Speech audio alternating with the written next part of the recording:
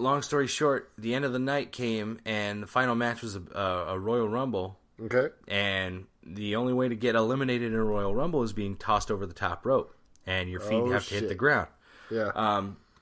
The wrestling ring, was relatively low to the ground, so nobody thought anything dangerous could happen. Mm-hmm. Lo and behold, Shane gets gorilla press slammed by another guy named Bobby Doll. Right. And gets press slammed over the top rope. Shane's coming down to the ground, sticks his leg out, breaks his tibia and his fibula. What? Yeah. That's not okay. No, not at all. Especially when you're the guy booking the fucking thing, and you're the first one they come to and like, hey, this bone got broken or somebody got injured.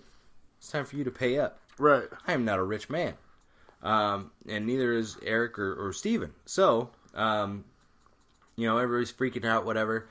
I didn't even want to go see Shane in the hospital. I'm pretty sure I did, though. I went and visited him in the hospital, but I still, like, deep down, I was like, this guy probably wants to punch me in the mouth for having booked the show, and booked the show that he got his leg broken on. Yeah. And he even said to me, he's like, dude, it's all in the past. Bury the hatchet, whatever. Not mad about that. So was he mad in the first place? No. No. But he was probably pissed off that he had a broken leg, but not mad at me, and definitely not mad at Bobby Doll, who, for the longest time, just has felt like shit about it. You know, he felt guilty, whatever. Right. Even though nothing he didn't do it wrong, whatever. He didn't it's just the way it happened. Didn't stomp down on his leg and be like, "Haha, I'm gonna break your leg." Right. He tossed him, and physics came into play. Shane put his leg out. Shit happened. Right. Shane's not mad at Bobby. Bobby shouldn't feel bad because he did nothing wrong. Right. Anyway, but Eric, Steven, and myself all had the same idea. We should put together a charity show and try and raise money for Shane to give him any kind of help we could. Right.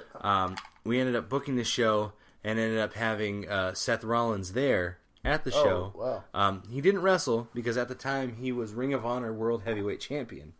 So he's like, I'm not going to wrestle at this gimmick, but I'll show up. I'll make an appearance. Sweet deal. Cool. Was he famous at this point? Or he was well known? Pretty well known, yeah. Ring of Honor is still very...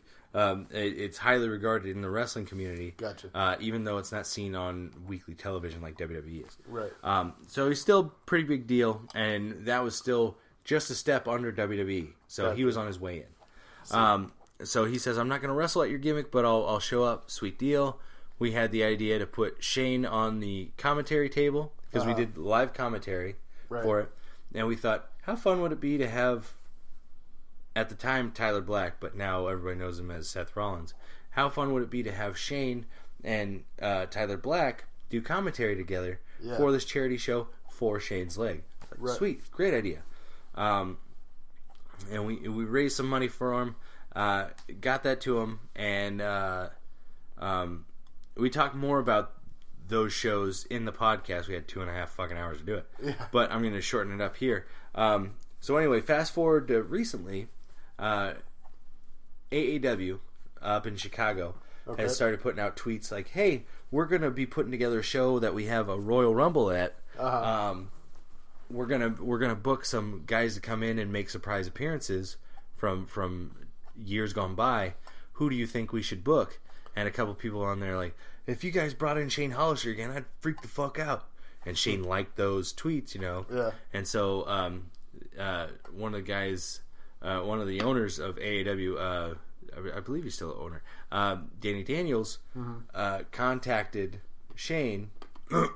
And side note to the story, when Shane broke his leg with us, he was being booked to be one of the first guys on an Evolve wrestling show. Okay. Evolve was the wrestling company putting on the show, and it was going to be their first show, and they've gone on to be big shit now. Yeah.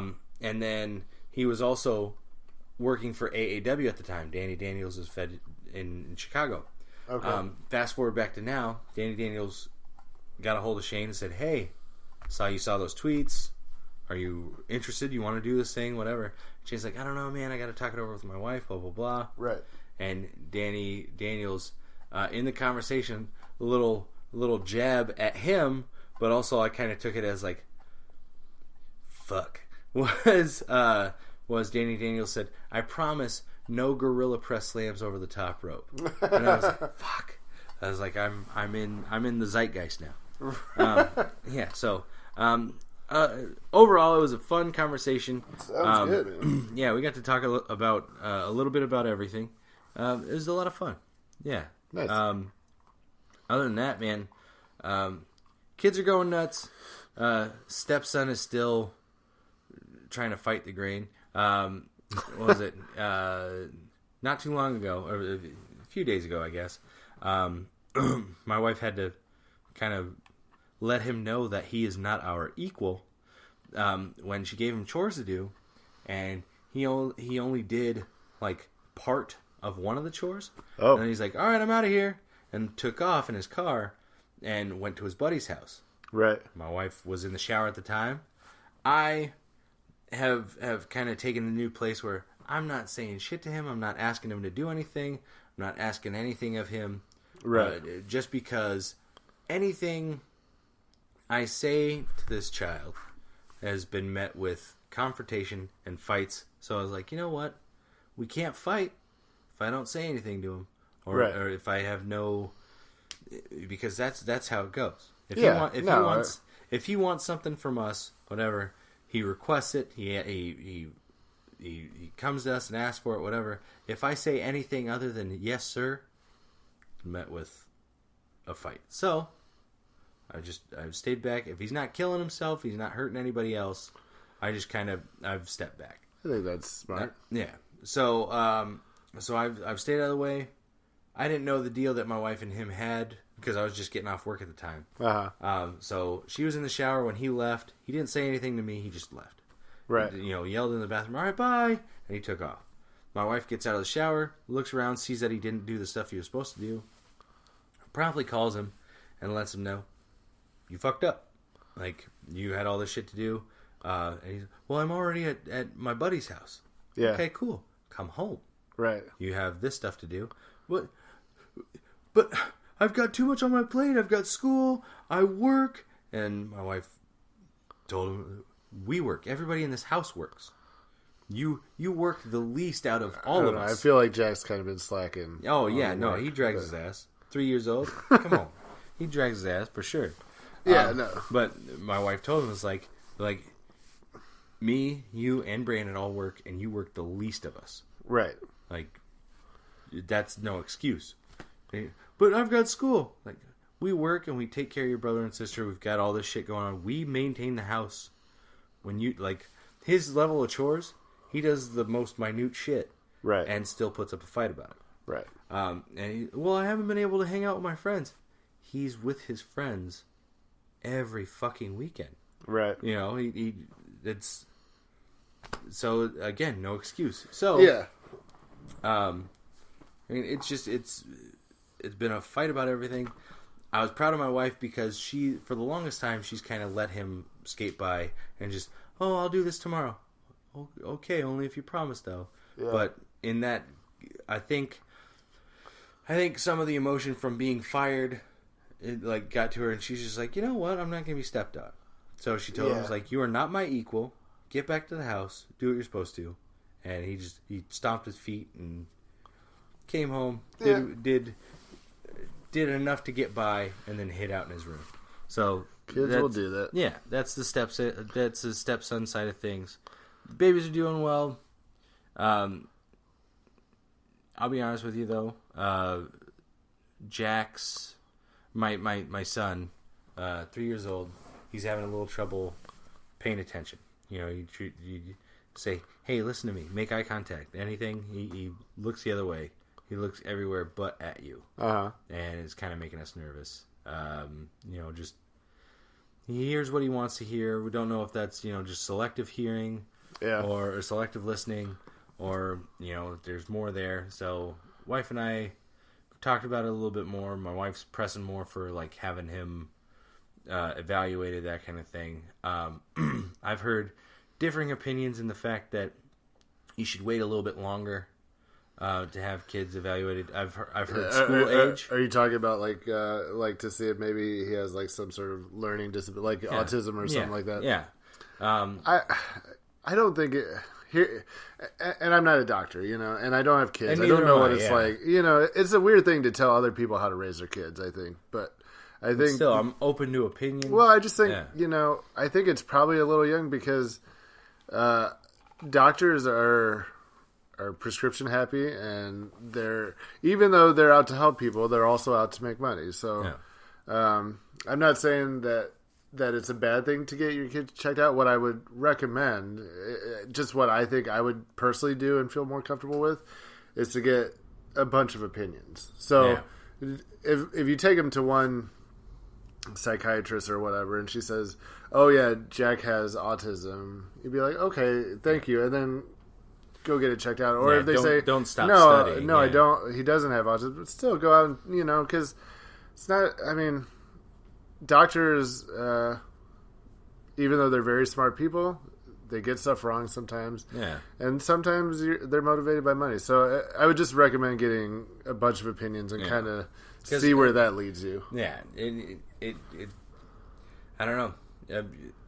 Part of me kind of is still tore up about it. Yeah, and I still kind of I try and like throw as many stupid jokes over the top of it as I can. Right. But deep down, I'm kind of worried about it because I know that I suffer with my own shit, and just the idea that any of that could possibly have been passed down from me to either one of my kids makes me nervous.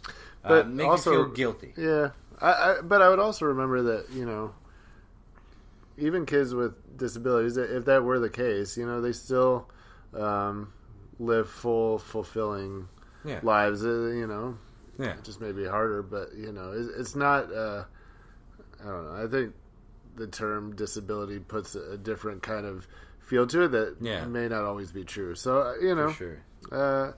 Always search. Treat it like the X-Files, man. Yeah. Always be searching for the truth. Yeah.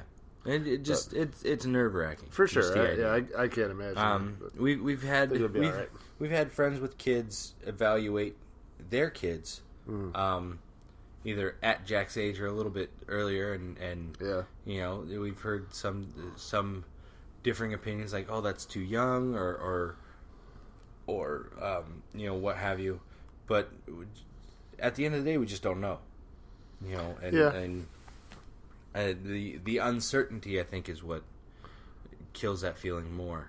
But we've heard, wait till school age, wait till he gets around more kids, learning stuff, blah blah blah. But even waiting that long, it's like, I just wish I knew. Yeah, I mean, follow your heart, dude. Yeah. I mean, But those people aren't raising your kids, so exactly. If you feel like it needs to happen, then do it. Well, either way, whatever's wrong or right with him, he's he's still my your son. Yeah. So, but yeah. So if you have any opinions, constructive opinions, share them with us. Yeah, if we have any doctors in the audience or anybody that has experience with this sort of thing, reach out. Like I said, open to opinion, open to constructive opinions. For sure. Yeah. So, not to end the show on a sad note, but I will just put out this one plug. Thursday, we've got 4 comedians coming from Denver. They're all funny. They're in a gang. Andrew Klein is going to do a guest set. Nice. Wait, so is it Andrew Klein? There's a bunch of us, man. Draper, and then the 4 guys? Correct. Yep. Nice. Yeah. I'll do a few minutes up top. I've been working on some new stuff that's been doing pretty well. I'll get off as soon as possible, and then have Andrew come on. And then, it's just like we try to. I always think like I always feel like an hour and a half is a good amount of time for a show. You don't want to, like 10, 20 minutes less or more than that is fine, but. When it gets up to like 2 hours, man, people they start to lose steam. They get antsy. And, For sure. So, I worry when it's like 6, 7 people on a show, especially because I told all they're coming from Denver. I'm like, I'm like, you guys can do like up to 15, and then the last guy, the headliner or whatever, can do 20. And so that right there is like over an hour. Absolutely. Just for them, you know. And then with 3 other comics,